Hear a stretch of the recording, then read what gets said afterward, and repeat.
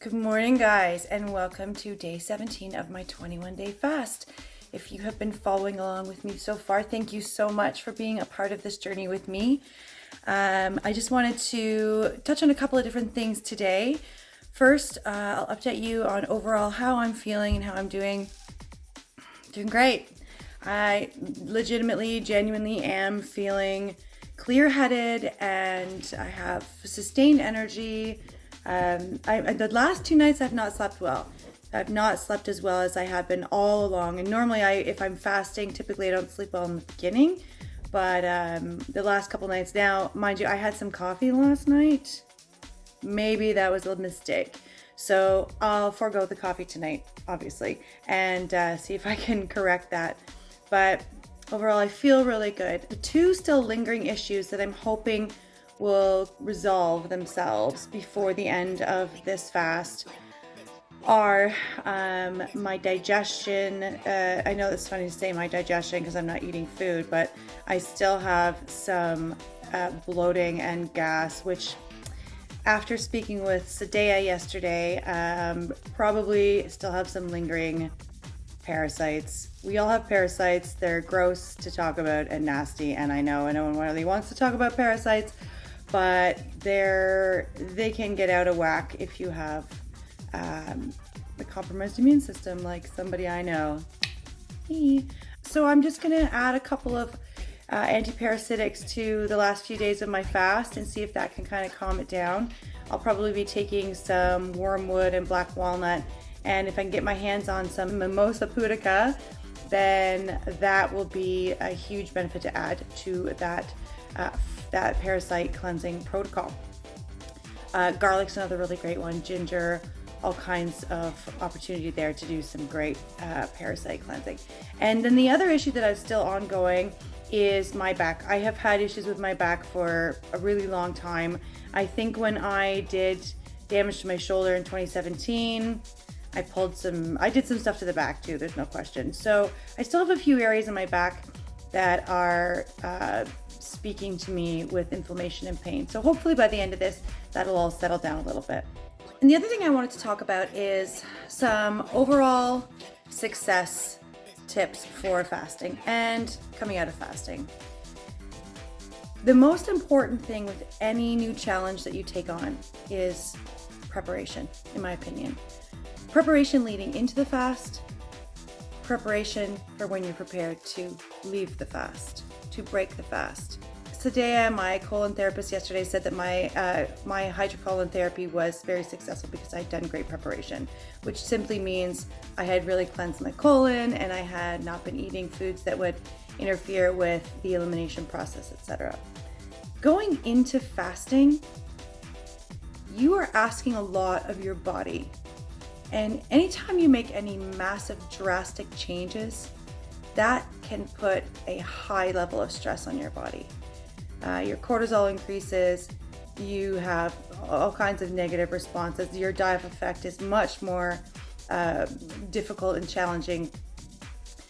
Preparing to go into this fast, I started eating a lot more vegetables, rice, more easily digestible foods, and tried to cut down on a lot of sugar, any saturated trans fats, and had lean proteins going in. But the last day before my fast, I was just eating a little bit of rice and some steamed vegetables. Preparing to come out of this fast, I need to do the same thing. There is a phenomenon called Refeeding Syndrome that can happen in quite rare cases typically when breaking a long fast. But nonetheless, it is a potential danger, and it can be extremely dangerous. It can cause heart failure. It can cause all kinds of just, that's the extreme. It can cause all kinds of other very unpleasant and horrible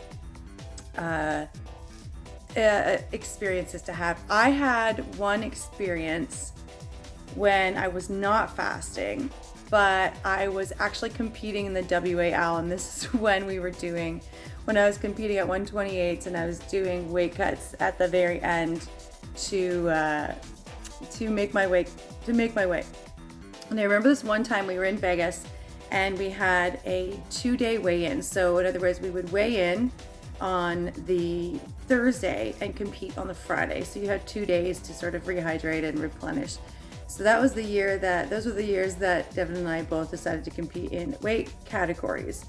And I was walking around at that point. Like I was still doing all kinds of meal plan and working out and training specifically to be walking around at like 135 so that I could cut weight, maybe 136, maybe even 138. I don't remember exactly. So I was probably doing somewhere between like a 7 and 10 pound water cut in a couple of days. And that's your dry fast right there, and a whole bunch of other things that happen. And I know that we weighed in, I made weight, and we all went to this, a big group of us. I remember Frank Diaz was there, a bunch of people. Anyway, we went to this, I think it was Caesar's Palace buffet after, back when we were just like idiotic about nutrition, I swear, about how to eat properly after you don't eat for a couple of days. And we went in and I just started eating everything in sight. It was amazing. I remember I was getting through, it felt so great in the beginning. I was getting through this piece of steak, and all of a sudden it tasted so salty to me. It was like this, like just salt blast, this salt explosion in my mouth. And then out of nowhere, the world started just to get dark and close in on me, and I had to leave the restaurant and go out into the lobby, the marble lobby of Caesar's Palace, and lay down on the floor. And I remember, a bunch of arm wrestlers came out and the paramedics came and they put me in a wheelchair and wheeled me out of the place. I ended up going back to the hotel. I was fine. I just had to rehydrate properly. But the funny part of the story, the so funny part of the story, is that Devin came out when I was in the middle of being lifted into the wheelchair, and it was like, "You're good, right? Like, you're good. They got you." And I'm like, "Yeah." He's like, "Okay, because I gotta go eat." True story. I have witnesses to corroborate that one. So yeah, he left me alone in a wheelchair in Caesar's Palace Hotel, being wheeled to the front door. He stuck in a cab, sent back to my hotel by myself. I'm stronger for it. Point of that story. This is a long video, apologies. The point of that story is moving into this refeeding stage. There is a lot that I am going to be focusing on. I'm going to put some links below to really explain refeeding syndrome and the proper way to break a fast. But I'm going to give you my Cole's Notes understanding of things. Essentially, when you have been depriving your body of food and nutrients for any extended period of time, you haven't had any reason to spike your insulin. So when you eat again, your insulin will spike, particularly if you're eating any high glycemic load foods like carbohydrates, sugars. So always avoid those when you are breaking a fast. That's like number one. But when you do have an insulin release, insulin acts like the key to your cells. So it unlocks your cells and it opens up and it allows your open cells to draw in nutrients from the blood. And they do at a high degree when they haven't been getting nutrients before. So they take out your protein in your blood, your electrolytes in your blood. And what happens is then your blood is severely deficient and you can have an imbalance in that way, and it can cause all these negative symptoms that I just discussed.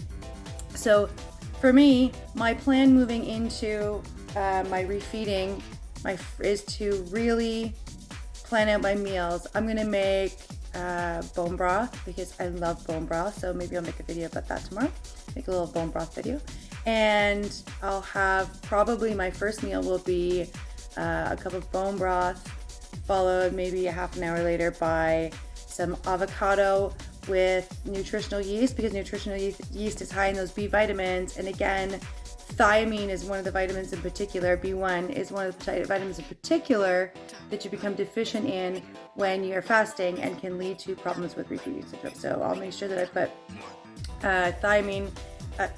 nutritional yeast on my avocado with maybe some apple cider vinegar and some seaweed, and that'll probably be my first meal. One of the ways that I am going to be combating refeeding syndrome potential is that I have, like, unlike a lot of people who fast, have been taking electrolytes throughout. So I will have salt in my blood, I will have potassium, I will have magnesium. And if you want to do yourself a favor, if you're fasting, just make sure that you get salt into you before, specifically salt, especially salt into you before you break the fast, because that will help with waylaying some of these potential negative syndromes. Thanks for listening, guys. Just a lot of talking today. Oh, yeah, and time for day 17 official weight check-in. I already did it, but I'm going to post it now.